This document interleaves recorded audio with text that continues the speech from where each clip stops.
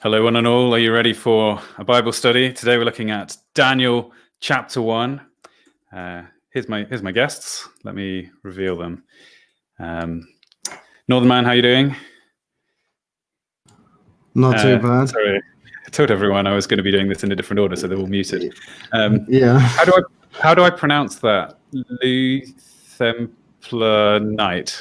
It's just Luthemplar. It's just a mixture of Luther and Templar. I'm being lame. Cringewalker, as I'm usually known by. And Settler, how are you doing? Yo.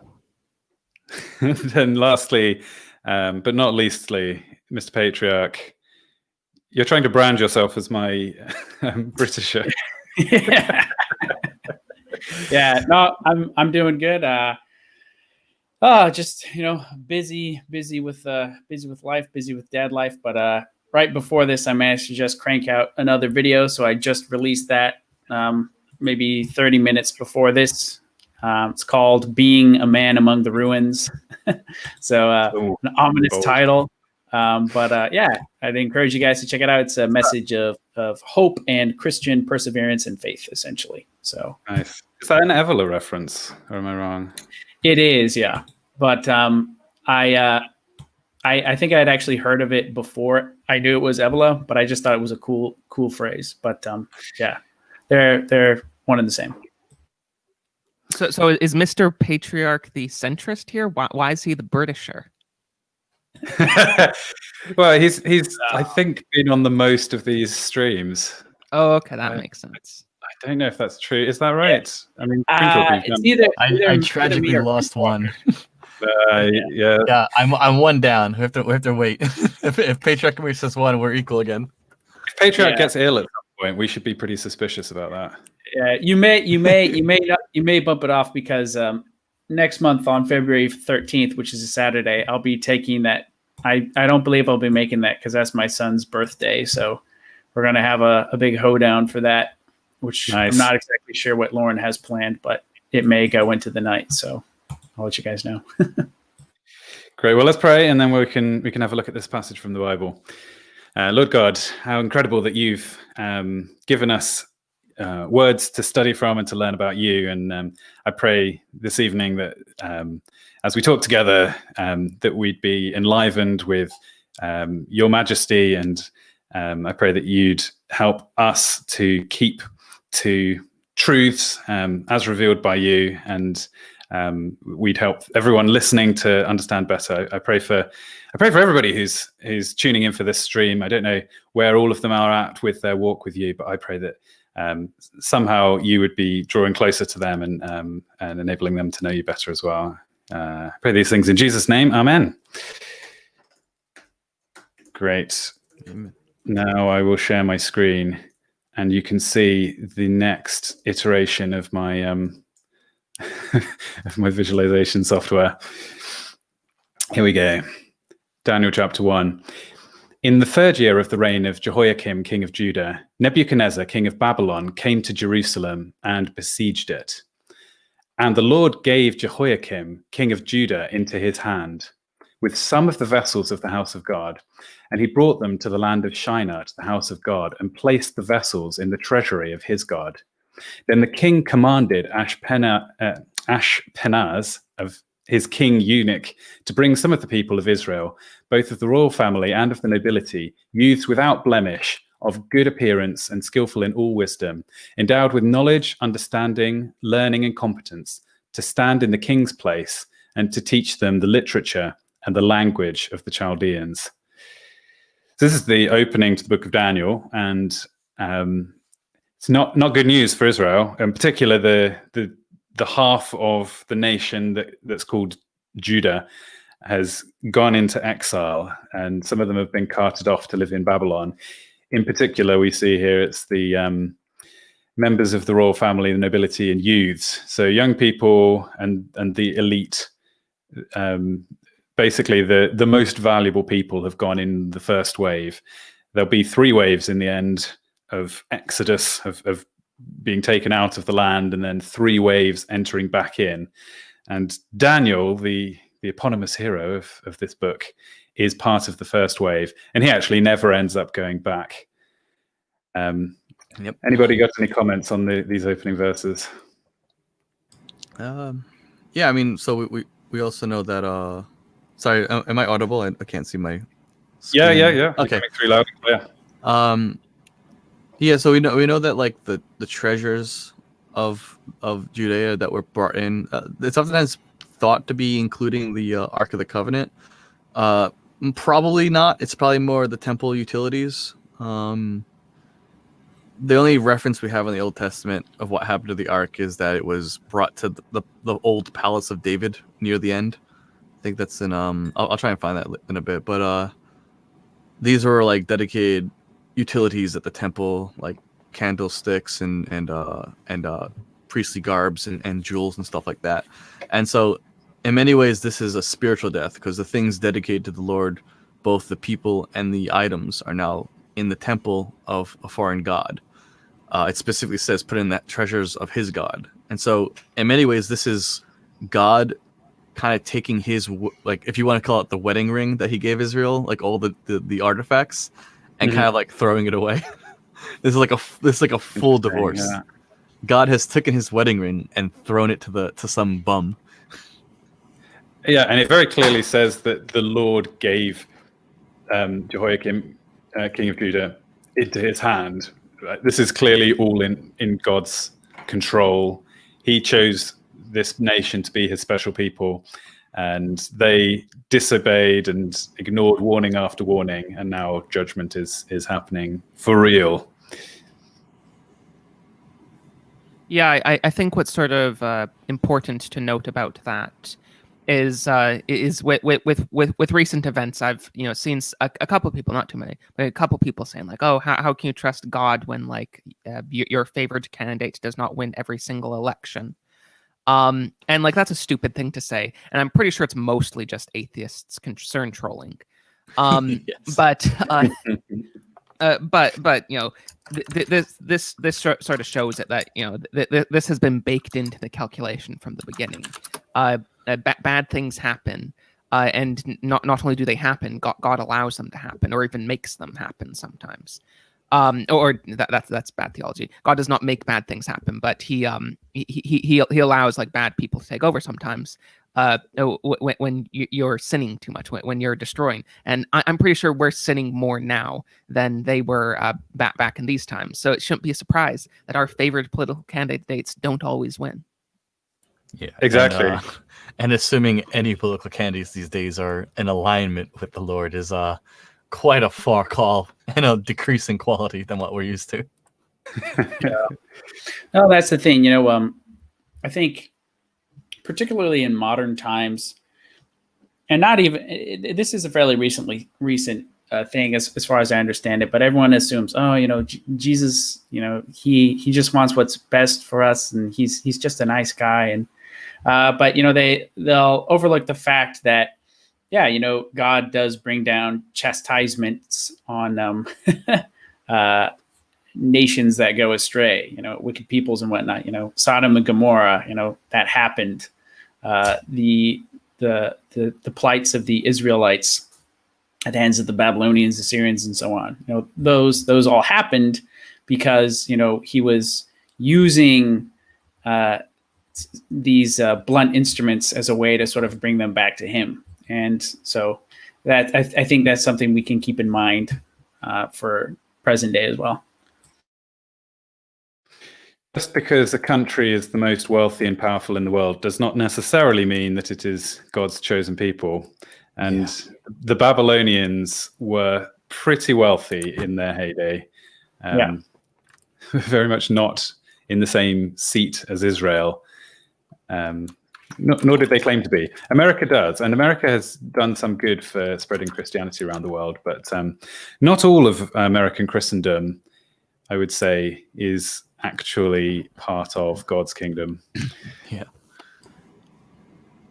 I also think as well that if you want to see mercy in this passage, you can chalk it up, because Machiavelli says that there's two ways to deal with a conquered people. One of them is to retrain their culture and teach them how to be like you and show some mercy.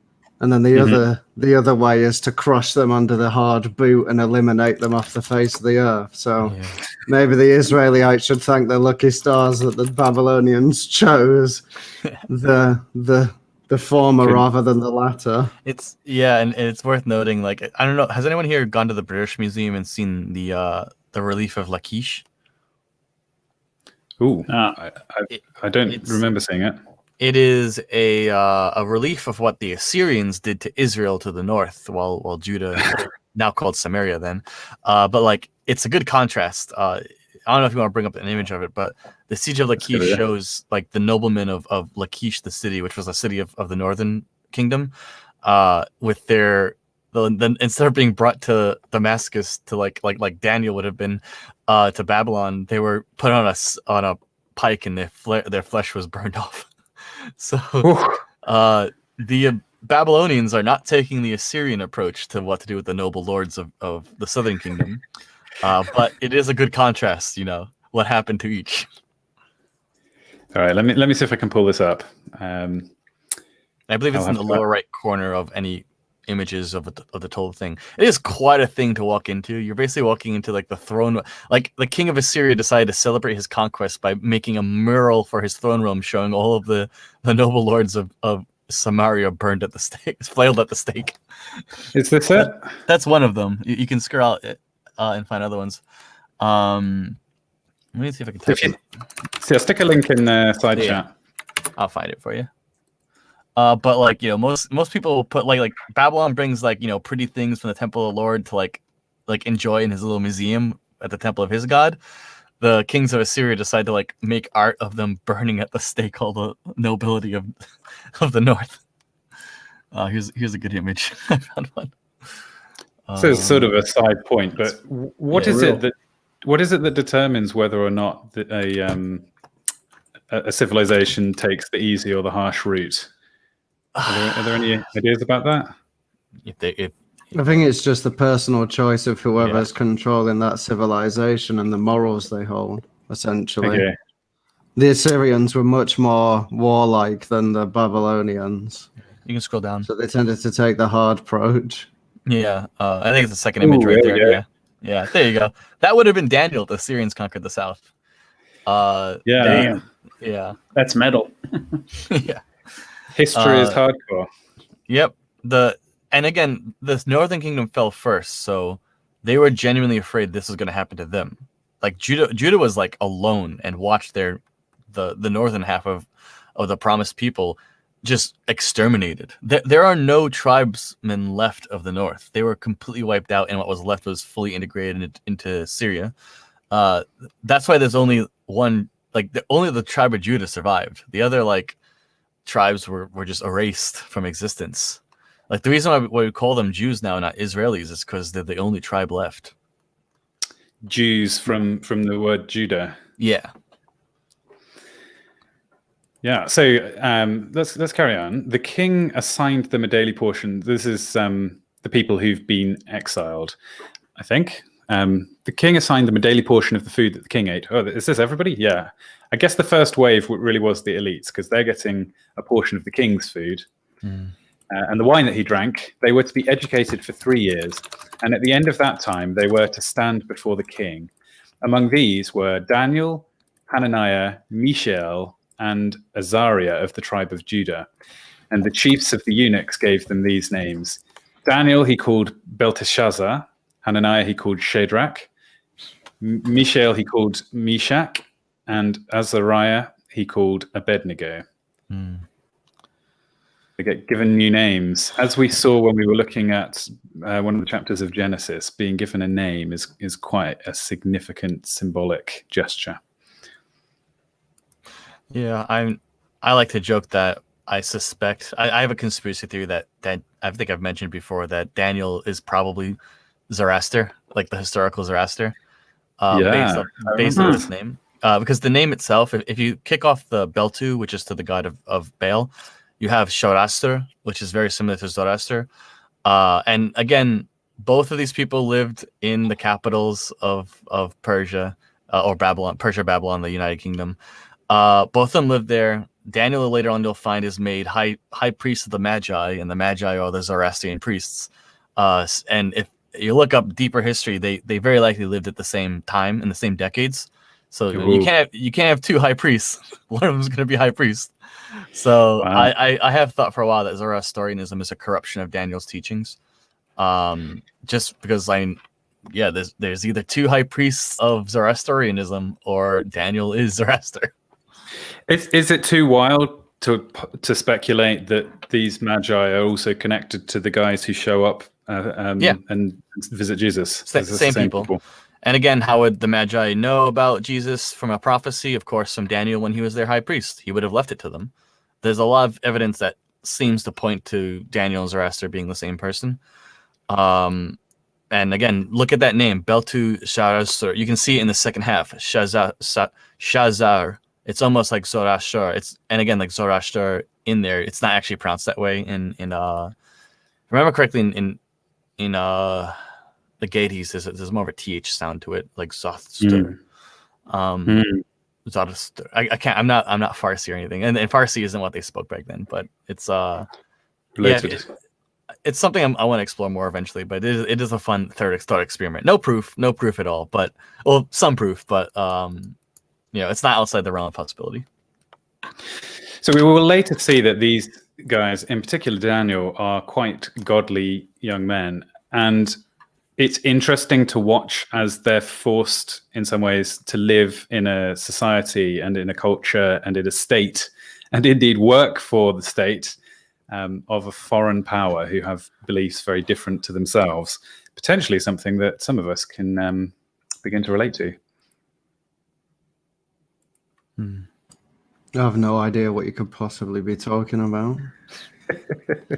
paying 20% of my income to the most totalitarian state on earth doesn't irk me every day. How is it 20%? I can't believe you're in such a free market economy. I know. I'm at like 35% or something in New York. Yeah, I think I'm more than that. You guys should get to dumping American tea in the harbor again. So we dumped tea in the harbor for that 2% tax hike, and now we're 30%. Where do I dump my tea? In the cup, Lambda, in the cup. All right, let's carry on. So Daniel resolved that he would not defile himself with the king's food or with the wine that he drank. Therefore, he asked the chief of the eunuchs to allow himself not to defile himself. And God gave Daniel favor and compassion in the sight of the chiefs of the eunuchs. And the chief of the eunuchs said to Daniel, I fear the Lord, the king who assigned your food and your drink.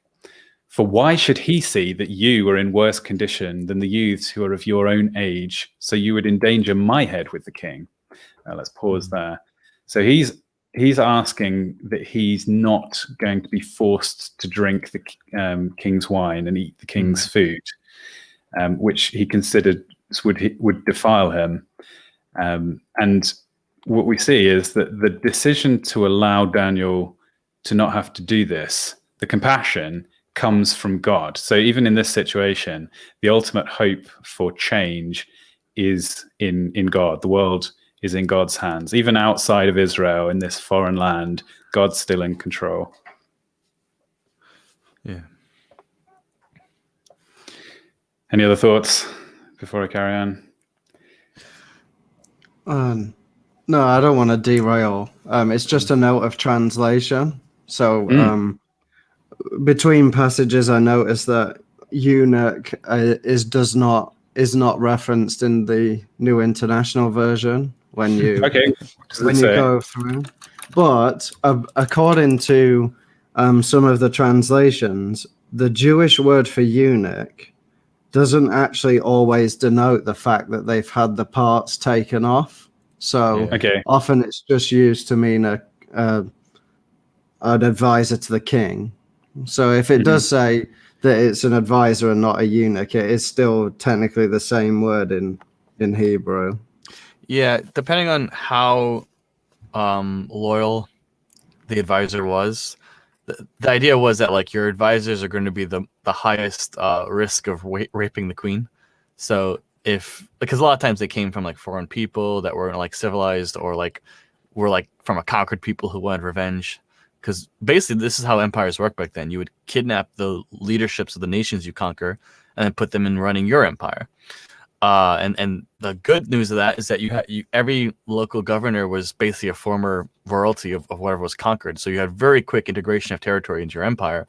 The negative side is that they're working in your capital, they're probably going to do some funky business with your court. So it was usually standard practice to castrate people, hence the term eunuch, because then they weren't going to have any crazy ideas or mess with your royal bloodline or your nobility bloodlines. But not always.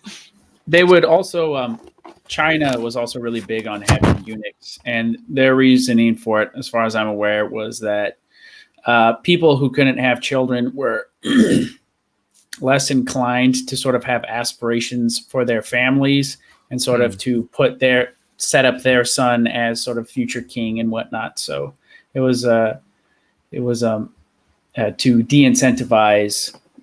It was to de-incentivize disloyalty by making it so that they couldn't have heirs and carry on a lineage of their own who could potentially become rulers someday.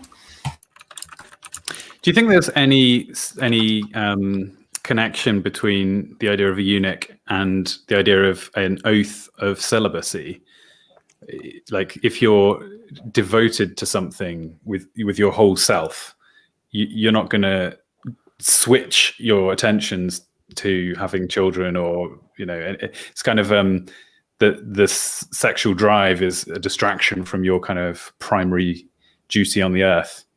Yeah, well, I guess that connection's made explicitly in the New Testament. What's the verse? But there are eunuchs who are born that way. There are eunuchs who chose to become that for the kingdom of God, and it.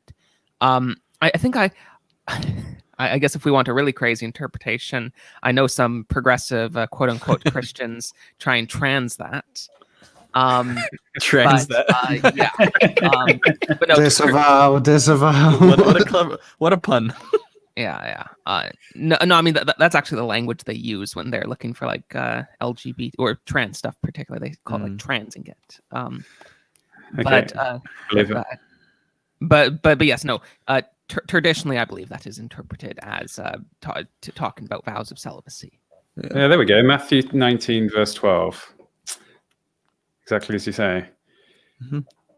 Right. Well, they're very interesting. So the eunuch is basically saying here, well, if you don't eat the food of the king's table and I give you this second-rate vegetable matter, you're not going to get strong. And we see... I guess I don't want to give a spoiler for what happens here. But Daniel takes the approach of combining his trust in God with a bit of intelligence. And he says, okay, I can see psychologically where you're coming from, Mr. Eunuch. I'm going to offer you a 10-day trial. And then if after 10 days it's all looking good, you have to buy the full deal. And I'll go 100% veggie. He shows that soy boys can get gains too. Turns out that soy is a state of mind rather than an actual diet. See what happens. So then Daniel said to the steward, whom the chief of the eunuchs had assigned over Daniel, Hananiah, and Mishael, and Azariah, test your servant for 10 days. Let us be given vegetables to eat and water to drink. Then let our appearance and the appearance of the youths who eat the king's food be observed by you, and deal with your servants according to what you see. I like the idea that he's setting up some kind of bodybuilding contest, that they're going to go out on stage and do a few minutes of posing, front double bicep and all that. So he listened to them in this matter and tested them for 10 days. And at the end of 10 days, it was seen that they were better in appearance and fatter in flesh. I guess that's what they were going for, was fatter in this particular instance. More swole. Yes, possibly swole, or possibly just in different cultures, there's different, standards of beauty. So the steward took away all their food and their wine, and they were to drink, and gave them vegetables. So what do we think then? This is the Bible completely endorsing a vegan diet, I guess. Not quite. So to start, it's clear that this is meant to be interpreted as a miracle because he's trusting on the Lord. So it's set apart as this is exceptional, not the norm, because he's trusting in the Lord for something that is not like, it's not supposed to be what you expect. Like the whole thing wouldn't be even written down because it wouldn't be surprising if it was normal. If it was something that anybody could do. Like if all the other people, obviously if this worked for everybody, they would have had the whole court doing it. This is a man bit dog type story. Yeah. Actually, I've never heard that phrase before. Well, they say in newspapers, if the story is dog bites man, they don't write it. But if the story is man bites dog, then it becomes front page news. Yeah. The only time I ever heard that was in Spaceballs. Great comparison. And what other source of education do you need? Yeah, definitely. So God is capable of giving you the physical strength that you need. There's other bits of the Bible where we see similar kinds of miracles. Not necessarily saying in the normal course of events that you can expect to just eat vegetables and get the same results. I was actually going to talk to you about. I was actually going to mention that because, especially where I live in Shanghai, a lot of the vegetarians will stop eating meat, but they'll substitute the meat with snacking sugar, and so they do end up inevitably getting fatter anyway. Yeah. Yes, more or less. If you actually want the best nutrition, I believe you've got to think about the macros mainly, right? You've got to have the right mix of proteins and fats and carbohydrates. Reject carbs, embrace protein. The impression I get is as long as you get the correct number of calories and the right amount of protein, and then you don't die from like scurvy, then you're good. Mm-hmm. Am I oversimplifying? Maybe somebody in the audience has some actual knowledge about food science. You're definitely right about the macros. If you want the abs, guys, they're made in the kitchen, not in the gym. Well, I think what these passages show is if you want a good diet, the first thing you need to do is pray. Ooh, I like That's that. very true. Yeah. I mean, that was like a joke, kind of. I mean, it's true. You should always pray about everything, but I wasn't being entirely serious. I mean, you're right to an extent, right? Because every diet requires willpower. So, and if you can't find it in yourself, you have to find it externally. Basically, yes. For a lot of us, our diets are completely in our control. And therefore, you cannot substitute praying for actual self-control.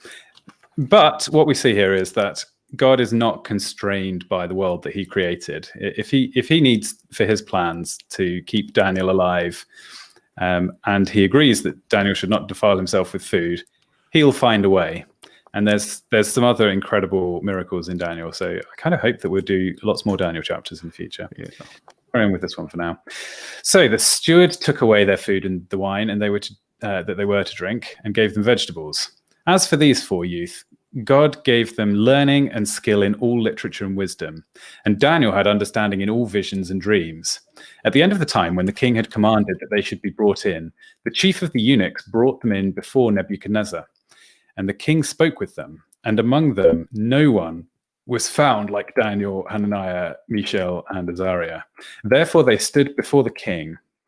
In every matter of wisdom and understanding about which the king inquired of them, he found them 10 times better than all the magicians and enchanters that were in his kingdom.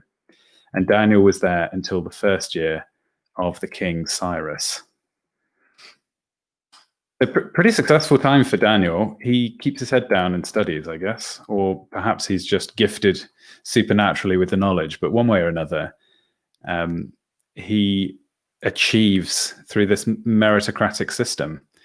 Nebuchadnezzar running a tight ship here, where he promotes those with with actual ability. And King Cyrus, that was the king of the Persians, correct? Yeah.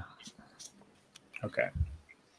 So they're in Babylon, but it coincides with the time of King Cyrus the Great. So in this era, there's a different idea of empire in the Middle East and eastward, where instead of like, in the West we call it like the Roman Empire or the French Empire. Like we have a connotation of associating an empire to a people group. In the East, you associate it with just power itself, and it's who's holding the power. So the empire here would be first Babylonian, and then it becomes the Persian Empire in the sense of like the Medes taking over. The Medes aren't even Persian. Like these are terms we give to their nations. They don't actually call them these things in that part of the world, if I remember correctly. And for them, they view this as a continuous flow of empire being taken by different people groups. Like the concept of empire isn't associated with a specific people group. It's a continuous flow of power being taken by individual people groups. So this is all considered like that empire in the East, which from different time periods is called like Babylon or Persia or Babylon, Neo-Babylonian Empire or Persian Empire, or later on like Turk Empire, whatever you want to call it. It's just an empire which is ruling the region. As in ruling the same patch of land, or the power center is shifting? Yeah, more like, because the land that this empire rules shifts all the time. Like right now at this time, it's owned by the Babylonians, and then it will integrate with the Persians and become a larger empire. And then that empire will later on expand into India and Egypt. And at its maximum extent, it was ruling from the Nile to India. And then after that, Alexander comes and just destroys it. And then partitions it between his generals. This is actually technically one of the largest empires. It was actually larger than Rome. Like the scale of this empire is not really understood by people very much these days, because we kind of get more distracted with Roman Empire. It's more relevant to our history. I'll pop up an image and find it real quick, but this was one of the largest empires in history. Yeah, go ahead, find that image. I thought it was interesting that the understanding and knowledge is described as having been given to them by God. God gave them learning and skill in all literature and wisdom. I don't think that necessarily means that they weren't working hard. I would imagine that they are studying the normal curriculum that they've been given. And yet it's described as God having given it to them. In a similar way to as we saw before, God is always talked about here as being in control. You might think that takes away some of the rightful these people worked hard and therefore they deserve the praise. But I think the correct attitude, as we see here, is God always deserves the praise. If we work hard, our work ethic is a gift from God. If we have big brains and we can understand the literature and wisdom of the Babylonians, then that brain power was given to us by God, and ultimately it's all part of God's tapestry of history.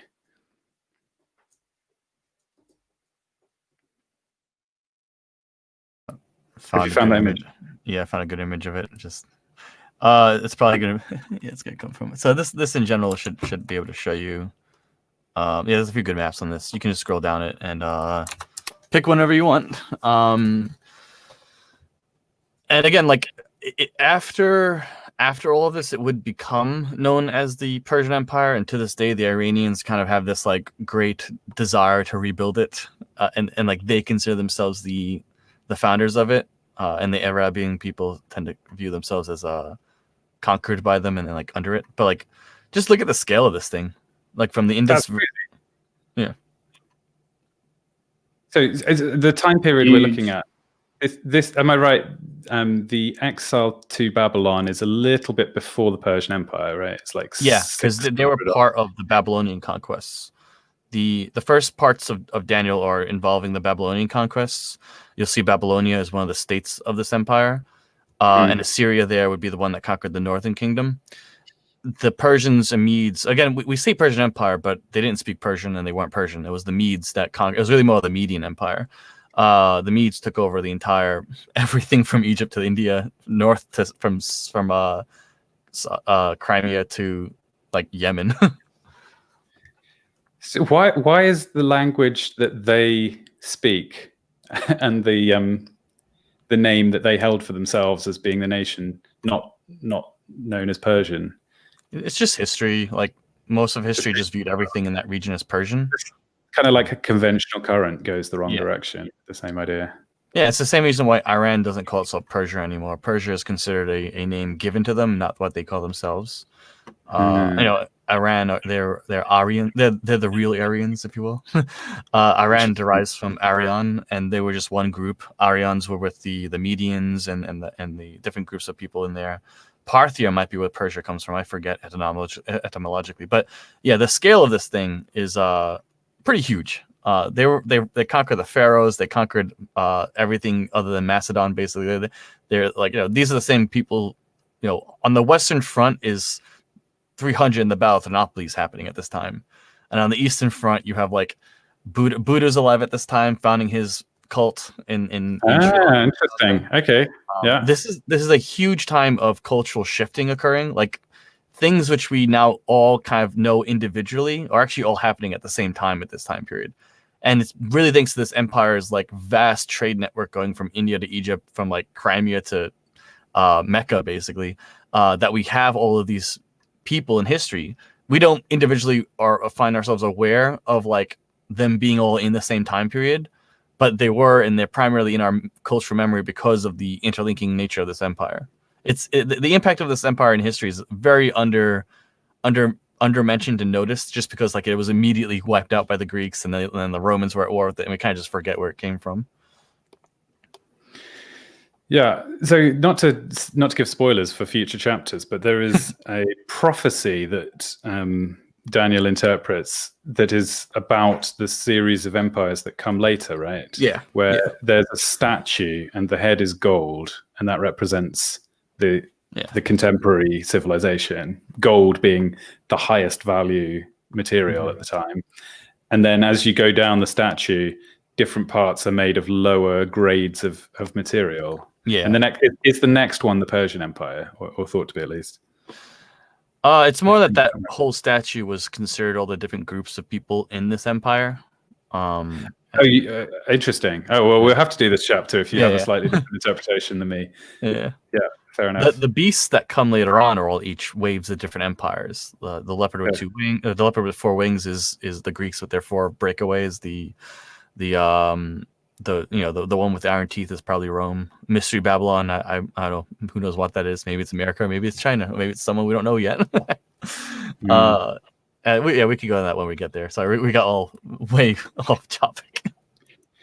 Yeah, now something that I definitely want to discuss that is pertinent to our current age, and just something I've been thinking about recently. So I'd be interested to get your guys' thoughts on this.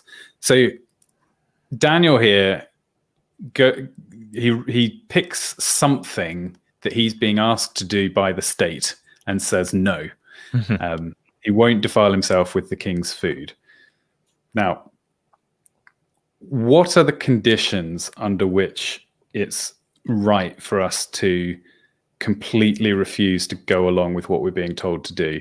Because I hear opinions ranging from, you're never obligated in the slightest. These rules are completely meaningless to Christians. Just follow the law of the Bible and ignore what the government says. Through to a lot of bits of the Bible say, authorities have been given to us by God, and they don't wield the sword in vain and whatever.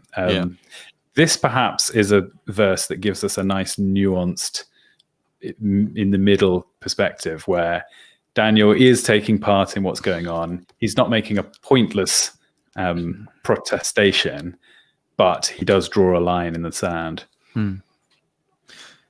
Yeah, not to hog the conversation, but I think this displays the correct way Christians are to question the state. Like you said, Daniel says no, but he never actually says no here. He resolves to himself that he wasn't going to defile himself, and then he asks permission. And this is something I think Christians need to understand. You should never immediately say no. You should ask permission first. And I know we like to joke it's easier to ask for forgiveness than permission, and in some cases this can be a valid statement. But when it comes to like empires and kingdoms and stuff like that, like Daniel's a good example. When you resolve to not obey the state, first ask the state, may I do this other thing? Which you can bargain, it's still kind of basically loyal to what you want. Like, I'm still eating the food you give me. I just want to pick and choose what food I want. And I think that's a way to approach it, where there's always a way to do it in a way that you're using the creative gifts of the Holy Spirit rather than taking up figuratively or physically a sword. Settler, what do you think? What do I think? I was going to say something. So I certainly had some thoughts. I saw you yes, on mute right. briefly. Yeah. Okay, right. I remember. What I was going to say is, it's basically what has already been said. But yeah, that I think Romans 13, which you were alluding to, and other verses are quite clear that we do have some sort of duty to the state.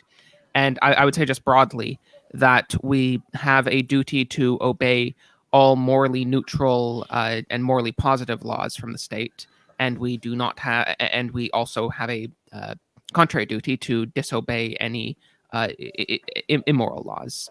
But where some people sort of go off track with this is they say, yeah, that's true, but like the state is doing really bad things, so I don't have to obey any of their laws. And I really just don't see any evidence for that. Yeah, I could see the temptation in that argument, but that would imply that if the state wasn't 100% morally perfect, you then had excuse to ignore it completely.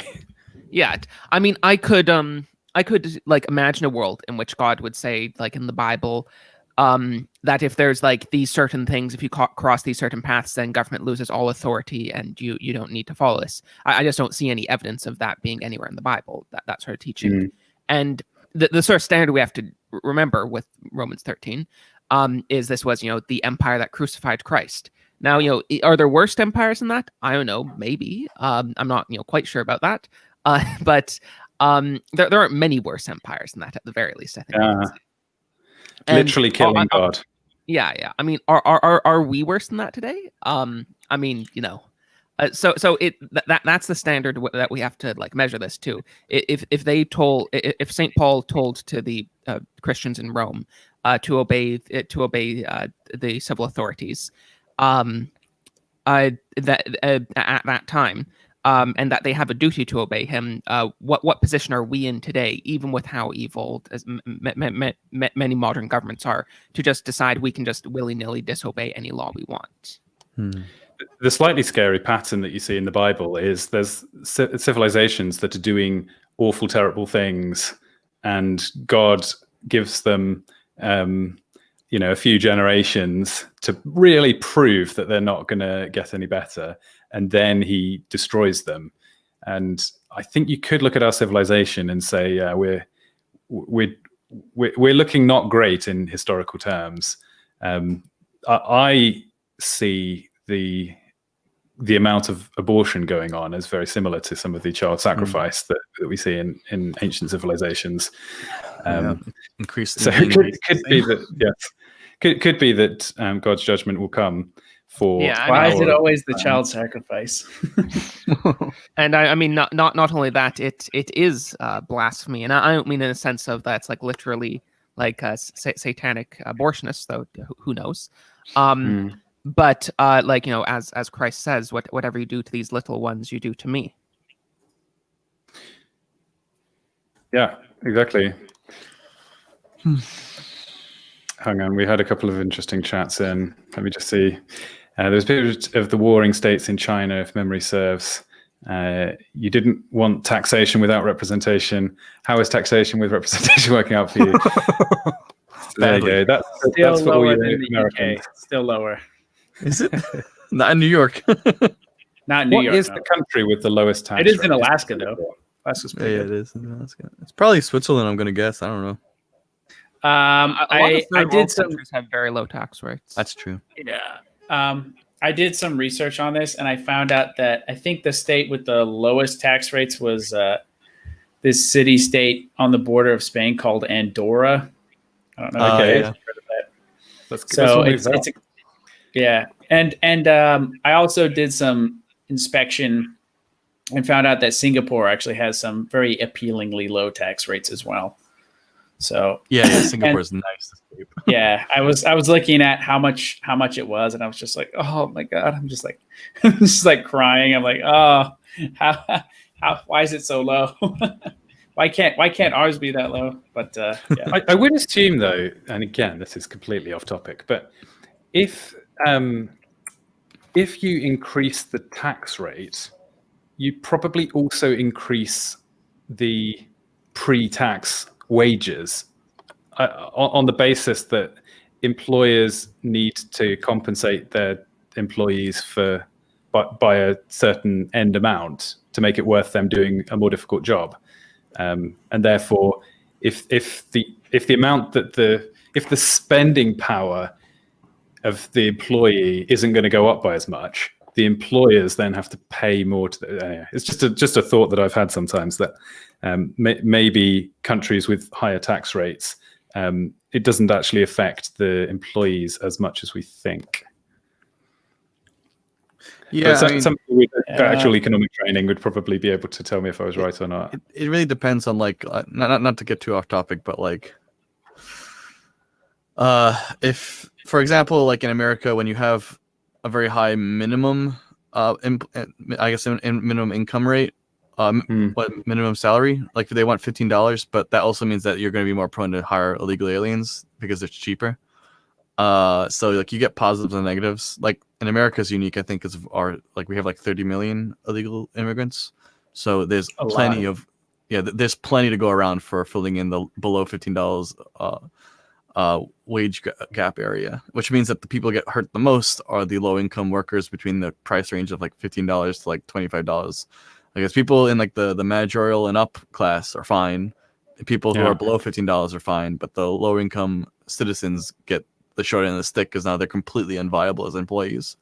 They can just be completely factored out, especially because no one's going to enforce immigration anymore here. So it's like, well, and like I'm kind of Christian when it comes to like hardcore biblical literalism. So like I think, like, much like Daniel was cared by his state, we should care for them, but we should probably make sure that they're documented explicitly so we don't have this problem. If they're documented, we won't be paying them below the minimum wage, and we won't be screwing ourselves. I've heard people talking about there's been times in history where the actual tax rate, which at the time nobody was in fact paying. I'm thinking of Italy, for example. Historically, people didn't pay their taxes, and basically nobody did. Because if anybody paid it, they would not have enough food left to eat. They would die of starvation. And the person who was talking about this was saying that as a Christian, the correct thing to do in that situation is to starve to death. Like you have to give up all your resources because that's what you're told to do. Which, to be fair, would mean there were martyrs to the cause, so it could have some long-term protest. I think that's ignoring that the Christian would have his community to help him. Christians don't die alone. If they are, then something's gone terribly wrong. Yeah, maybe. Well, I just know here in South Africa, the labor laws being as structured as they are, there's a lot of people who are just kind of unemployable right now, and so the shitty education system, coupled with the labor laws, coupled with the minimum wage, just makes it a whole chunk of people are just kind of unemployable as it now stands. So a way to get around that is, they need to eat, and social grants only cover so much. So there's a very big black market in South Africa, in the townships, as you might imagine. So, and particularly with the illegal immigrants, they'll just do cash only operations, and that's how they get by. And just one testament to this is since lockdown, one of the things that South Africa did, I think they might have been the only country in the world that did this. They banned cigarettes for a while. And as a result, the black market in cigarettes exploded, and it was already pretty big. But now black market cigarettes actually make up a majority of the cigarette market within South Africa. And South Africa, in absolute numbers, not relative terms, is the biggest black market for cigarettes in the world as a result. So they're selling them now for like, I think they found some that were like 10 Rand a pack, and 10 Rand is like 75 cents or something for a pack of smokes. So it's you know, in hard times, I think I can't fault people too much for trying to, you know, provide for themselves and their families. So that's just kind of my take on it. I mean, I think for the example that you gave, Lambda earlier, Lambuda. yeah, Lambuda. I missed Lambuda already. I might just have to respell it. Yeah. I always love Southern pronunciations. Lambuda. Is this right? But yes, Lambuda. So I think for your earlier example of like, do you have to starve to death? As I said earlier, I don't think that you are morally obliged to follow immoral laws. And you know, I don't like have any deep theory to like prove such a law would be immoral. But just sort of my impression would be that though the state does have the right to tax, and the state does have the right to tax a great deal if it needs to, or even maybe if it just wants to, I am not particularly convinced that it has the right to tax you literally to starvation. Yeah. Yeah. I would agree with that. Any state which taxes itself to, you know, any state which kills its people with its own policy, I think is illegitimate. So it's one of those things that I believe I mentioned this on another stream, that the positions of authority are ordained by God, right? But you can have evil people within those positions. And that's kind of the way I see it. So like the government here, you know, I see as basically illegitimate. I mean, they exist, but they deserve, you know, divine chastisement and to, you know, be run out of the country and all that stuff. But but we all deserve divine chastisement. True, but some more than others. Maybe.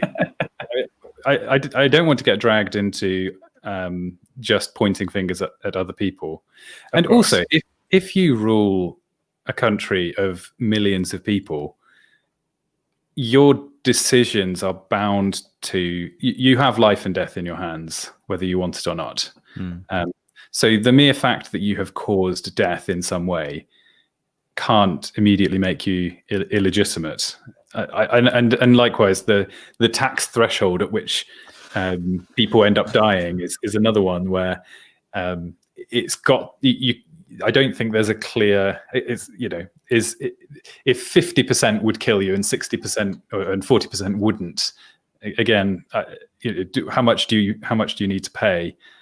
I don't think we can make these straightforward categories. Yeah. I mean, I also one other sort of thing that I've wondered about that I think is a bit gray is historically in many societies, and for that matter today in some societies, there have been many places and times where the laws on the books are very different from what is even intended to actually be enforced. And like it's something that like everyone is in on the joke. Everyone knows that that certain laws are not meant to actually be enforced. Even the governing authorities themselves. So if that's the case, is a Christian required to follow the laws on the book, or is the following the spirit of the law what you know that even the governing authorities themselves intend for you to follow good enough? So a good example of this, in London, it is against the law to handle salmon suspiciously. That is the text of the law. Don't flog. It's also illegal to die in the Houses of Parliament. You must not shake a rug out of your window before 8 a.m.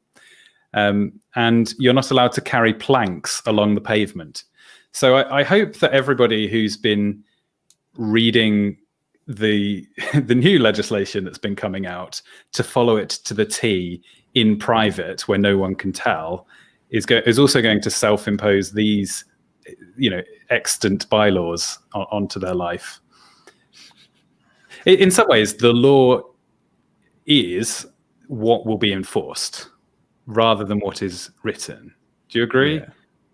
So if you let's suppose there was a country in which the speed limit stated was 100 but enforced was 50.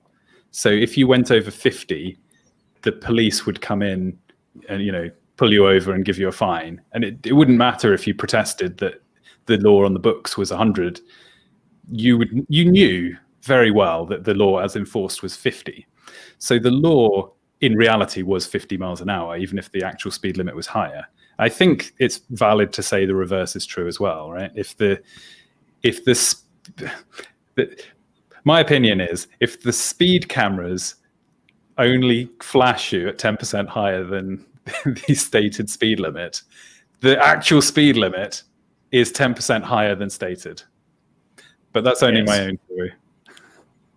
Yeah, I think the Bible kind of has an answer to that, where like it tends to focus more on your relationship to the authority as a person rather than what's written in the word.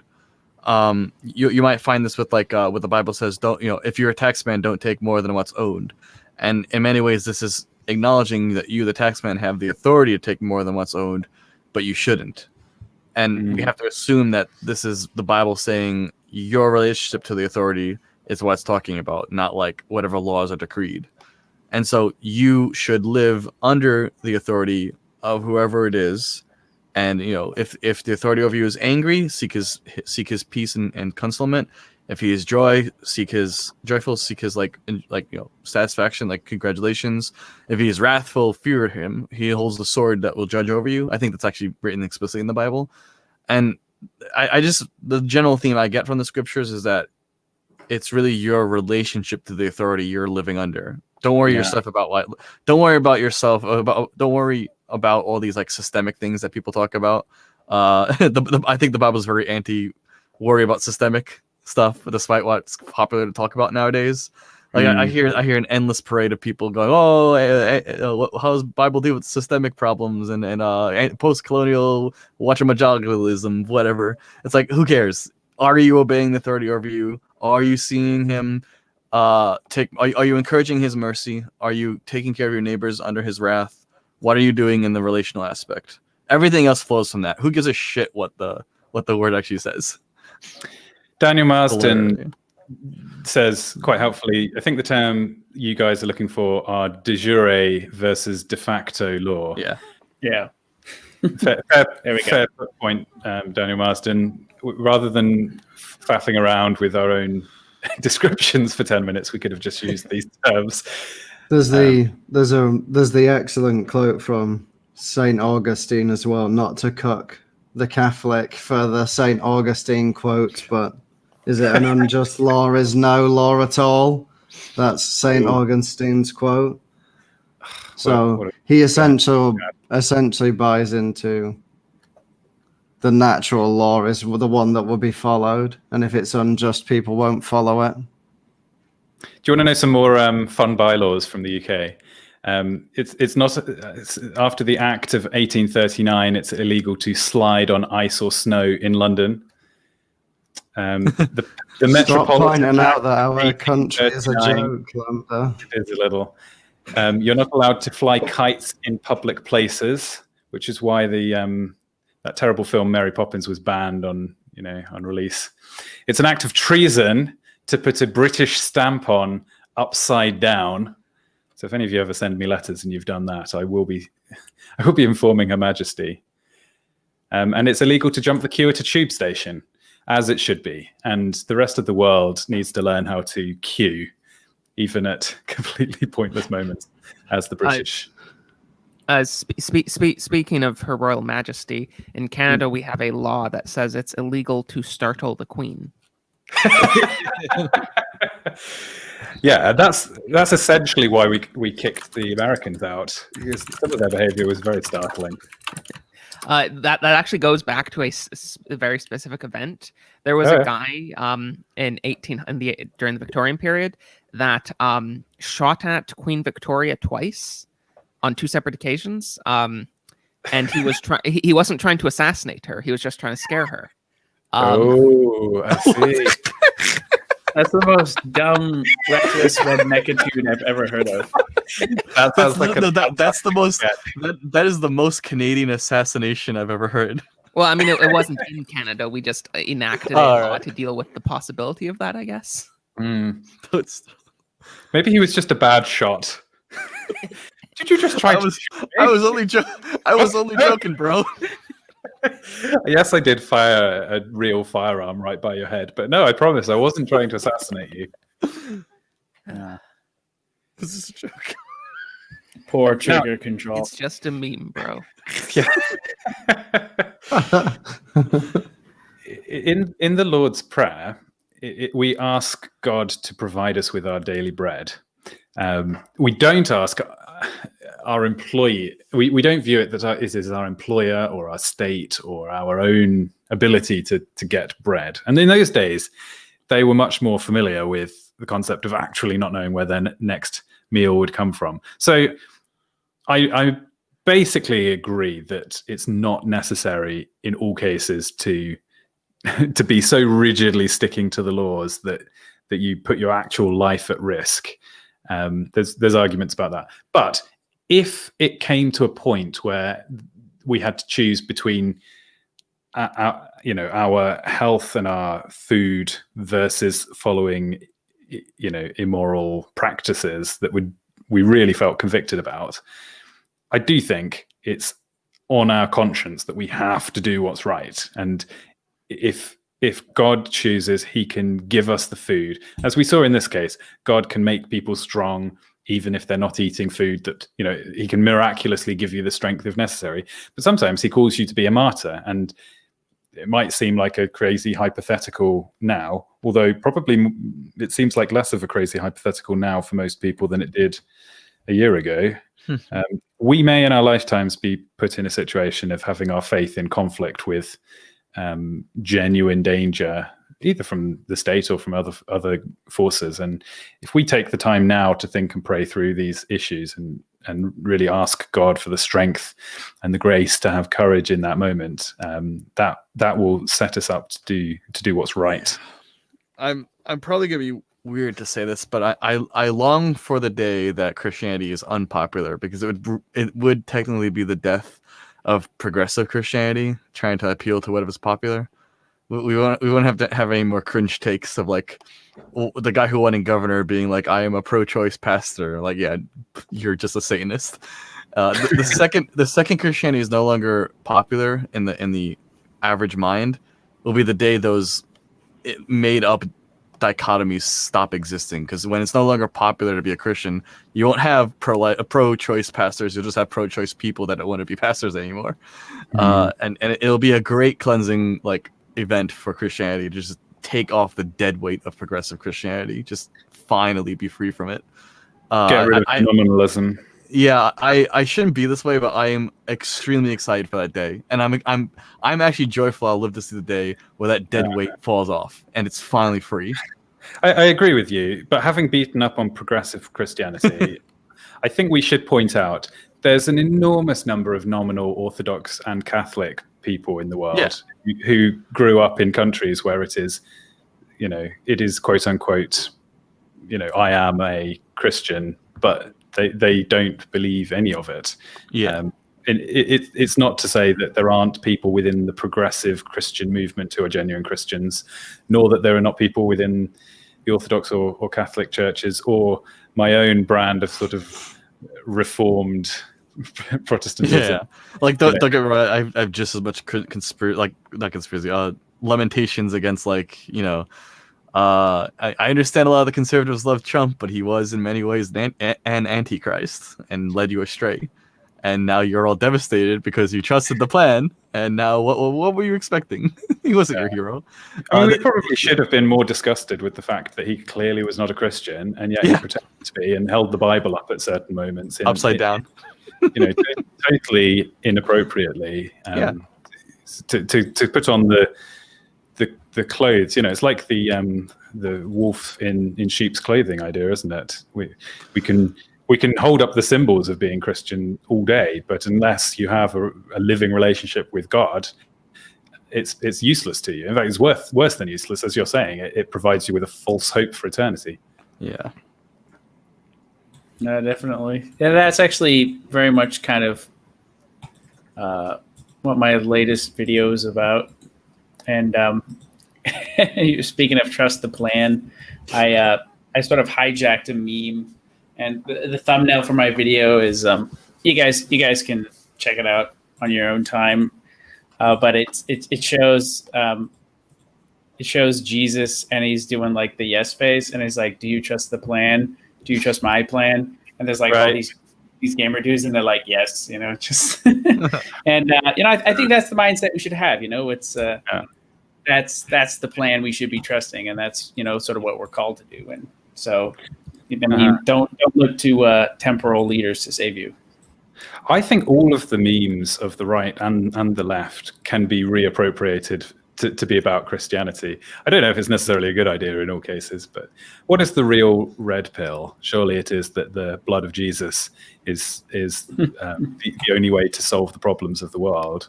What's the real white pill? It's surely that Jesus will return in robes of white and cleanse the world of all evil. Everything that we see people putting hopes in this world is in some ways a twisted reflection of a true glory that can be found in God. No, I would agree with that, definitely. And it's a lot of these people, especially the kind of more atheist Nietzschean sort of Wignat types and whatever, there's a big strain of nihilism to them, right? So even if they're sort of anti and leftist and whatever, they're missing the big picture. And you're right; those are the pills we should be telling them to gobble down. So choke out those black pills you've been gobbling, and go for the blood of Jesus and the white pill one, definitely. I was kind of hoping you were bringing this full circle when you brought up the Lord's Prayer, Lambda, because I thought you were going to say the Lord promised. You asked the Lord for bread, not for meat. Mm. So the Lord endorses carb packing. Give us this day our daily bread, unless we're on keto. Please prevent us from. That's the next line, isn't it? That's the keep us from temptation. As we do not hold out delicious carbs to our brothers who are on. Yeah, and when you go up for communion, you'll be like, pastor or priest or whoever, can you give me some jerky or something, please? Yeah. To go with some communion jerky. Yeah, the truly based amount of carbs to have is you only eat communion. And Although I believe I said that as a joke, but now that I remember it, I believe when the Russian Orthodox missionaries came to Alaska, there literally was no bread in the indigenous native diet. So I believe they actually used like muktuk or something for as a stand-in for communion, because like you can't grow grain here. And these people have never eaten bread in their lives, and we can't ship it all the way from Russia every time. So we'll have like communion muktuk or something. So that was their workaround. Yeah, that's controversial to a lot of people. The worst Holy Communion I've ever seen was a tweet where it was a jam donut and a cup of grape juice. Oh, if it's that kind of sacrilege. Yeah. There was a Trayvon Martin one I saw on Twitter too. That was it was a watermelon drink, I think. No spicy takes. Yeah, There's got to be something about the bitter taste of wine, surely, that is symbolic. It's like the cup of God's judgment. Yeah, well, I'd even suggest that the alcohol was also part of the experience, right? I mean, it was definitely a problem. The Bible mentions the problem of some people at church drinking too much Eucharistic wine. Yes, I have a friend who's become a Catholic priest, and one of his favorite parts of the job is that nobody drinks that much of the wine as it goes round, and he's got no choice but to down it at the end of the service. All right, so I'll put a link to that video, Mr. Patriarch. Highly recommend everyone to watch it. I haven't seen it yet, but I fully trust your video making skills. And Northerman, I also noticed that you are making strides in this direction. Yeah, man. Yeah, I kind of rushed through finally finishing it because of after 2 weeks of holiday and me not finishing it, I decided that I'd actually push myself to try and get it out. So there's some parts of it that I'd like to improve, but the overall message is one that I really want people to be aware of, because while everyone's in the West saying, oh, we need to change things, and I know especially on what I would consider our side of the spectrum, people are losing trust in the institutions and the establishment. There is a sleeping dragon just waiting for you to make the mistake of being weak so that they can take over.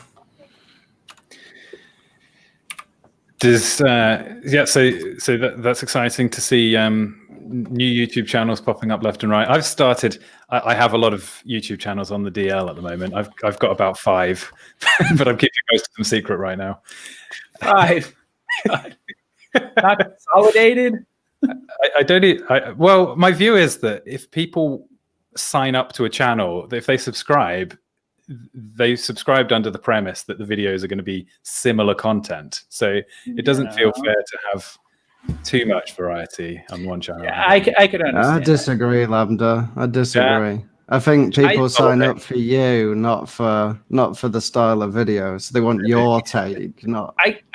I think I'm kind of this is the true Britisher position. Like I am kind of like on the fence here. So like I think you should bundle them together, but if they're really divergent, like if you have well, I wouldn't want you guys to meet all my left-wing friends, for example. Yeah. So like one's this sort of stuff, it's politics or Bible study or whatever. And then I also have this thrash metal band that I started. Like you probably don't want to exactly, and it is that level of divergence. I was thinking what I might do is put some clips on my other, because I've got a Lambda channel that's got more subs than this one at the moment. So I might put some clips up there and try and pull people over. I might start a clips channel of this channel. Let me know in comments if anybody. So you can have 10 channels. So I can get to 10. Well, just because I could understand people. Maybe some people have more limited time, and what they want is higher quality, condensed insights. Whereas, like, I listen to hours and hours of live streams because I quite enjoy the relaxed feel of just people chatting.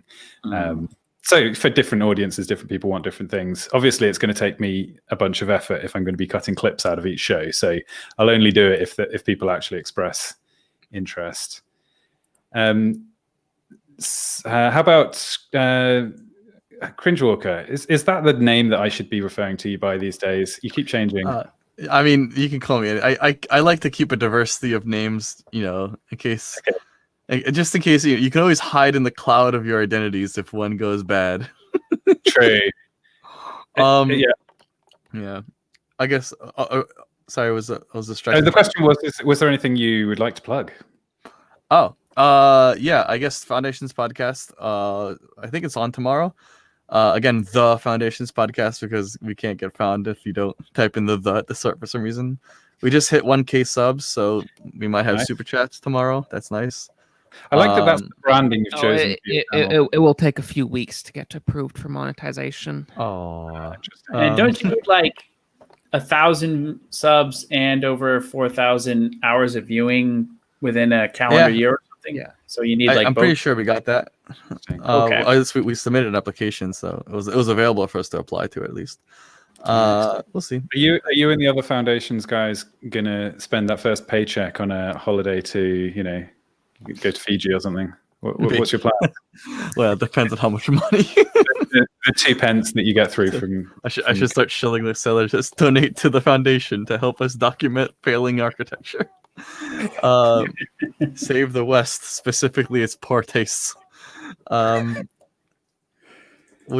guess personally, I had an idea for a video that I might try to. I did a video. I actually managed to finally make a video other than my endless gaming streams in VR. I made an actual video about the logic of why you would want to damn the memory of Trump to some degree. It was kind of a video to conservatives because conservatives have this tendency to latch onto personalities that define their movements, and when the personality fails, there's this tendency that they'll stay with the man even as the ship goes down, when really you should get on the lifeboats and let your ideas be free. I also started a Substack, and I guess I'll link it here somewhere here, but I started writing on Substack just as a kind of meditation, and I wrote a short piece of why I asked the question, why did Brutus kill Caesar? Because if you don't know, Brutus was very likely Caesar's son, maybe, but probably not. And so why would the senators want the apparent heir of their monarchical threat to join them? Wouldn't you want to kill the son too and end the heir? And my argument was basically, from their perspective, from the senator's perspective, getting Brutus on your side meant taking sweeping house on both sides of the political aisle, because you get the heir to your opposition, so they become your controlled opposition. And you can kind of see Brutus was clearly hesitant to stab Caesar because he was the last one to stab him, and you can almost envision the senators were just stab if you're hesitant, just stab last. You're not technically killing him; he's already dying. You can imagine that would be an argument they would have used for him. Well, isn't it they say in law that you're only guilty if the person would not have died but for your actions? Yeah, and so there's a lot to unfold there. And I kind of wrote up a little piece on Substack. Again, I should probably get a link to it. You guys send me links after the stream, and I'll make sure to put them in the comments or as a comment or whatever. Settler, would you like to plug anything? Subscribe to my YouTube channel, the one and only world famous Settlers Lament. I have a live stream in an hour and a half, as I said earlier, on Vatican II. Or I'm not sure if I did say earlier. I can't remember if that was before the stream. I think so. Yeah, that was before the stream. Okay, right. Yes. In an hour and 40 minutes, I have a live stream on Vatican II with a guy from Twitter. So that'll be fun, and I have lots of stuff on my channel. If you're unfamiliar with it, I got live streams, I got videos, and that's pretty much it. So I got 2 types of content. So subscribe, give me money. That's it. I very much enjoy your Moldbug videos. That's how I came across you originally. So they're really good. So I'm sure everybody listening has already watched those. But if not, you can go and binge there. Fantastic. Well, thinking of Charlemagne. Have you not got any? I'm sure you have. I mean, I have a few live streams, but that's about it. Yeah, your videos with you're your live streams are excellent on that topic. Yeah, you're probably right that I came in via Charlemagne, and then I was like, oh, here's a live stream with Charlemagne on it, and then I was like, oh yeah, let's listen to some more streams with this Settlers Lament chap on. The first time I heard you was on the Asian Capitalists or a Dormant Dynasty or whatever. That's the first time I heard you, and then I was like, oh, okay, he's pretty based. I'll check out his channel. And I watched through your whole back catalog, and I'm like, all right, yeah, I guess I better subscribe. So. Because having talked to you about this before, you wouldn't actually call yourself NRX, is that right? No, I don't. I don't know. I mean, I don't really think NRX is a worldview or a philosophy or anything. It's just it's mostly just an analysis of power. Mm. Yeah. No, that's me too. I had sort of come to similar conclusions through other channels. So when I encountered it, I was like, this is kind of similar to other people that I had heard and arguments I'd heard and stuff I'd never read Moldbug myself, but I should probably do that. But I thoroughly recommend the Letter to Open-Minded Progressives. I'm considering doing a reading of it, but I guess I'd have to figure out a copyright situation of that. But the only The only audio versions I can find are like terrible text to speech things that are quite hard work. Oh, there's Unisim's video that are really good audio. They're like a good like default to look at if you want to do it yourself. So he's figured out the copyright situation, or I don't think there's a copyright situation. Flying by the wind. It's just on a blog, so I don't think, Moldbug doesn't seem to care. Okay, well, maybe so. But just because it's published on a blog doesn't mean there's no copyright attached, does it? No, not necessarily. Just don't say you wrote it. This is me showing my libertarian colors, but I think copyright should be abolished. I don't think it's doing anybody any good. I'll also generally agree. I'll also advocate for Settlers Discord, which is a pretty fun place to argue stuff. I like it a lot. Yeah, my Discord server is one of the most active in these circles now because I'm apparently the only person that knows how to moderate a Discord server properly. Yeah, he's literally the last one left. Everyone else got shut down. What's the secret? Is it just graft? Just ban everyone and delete the ban message. hammer. Yeah, Settler purchases Discord regularly.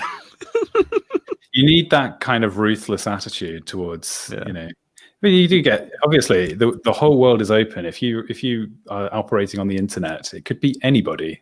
People are going to type unpleasant, horrible things. And as much as I personally believe in free speech, the internet gods do not. So, if you want to stay on their good side, you have to make sure that only people who know how to follow the codes and the rules are allowed to speak. Yeah, I mean, it's like what I always tell people: if this is not a gaming Discord server. Very good, great. Thank you to all my guests and to everybody viewing live, and to everybody who is. I mean, I'm thanking you into the future. People who will watch this live stream. Who knows? I always think when you're recording a video, it could be that this video gets put in a time capsule.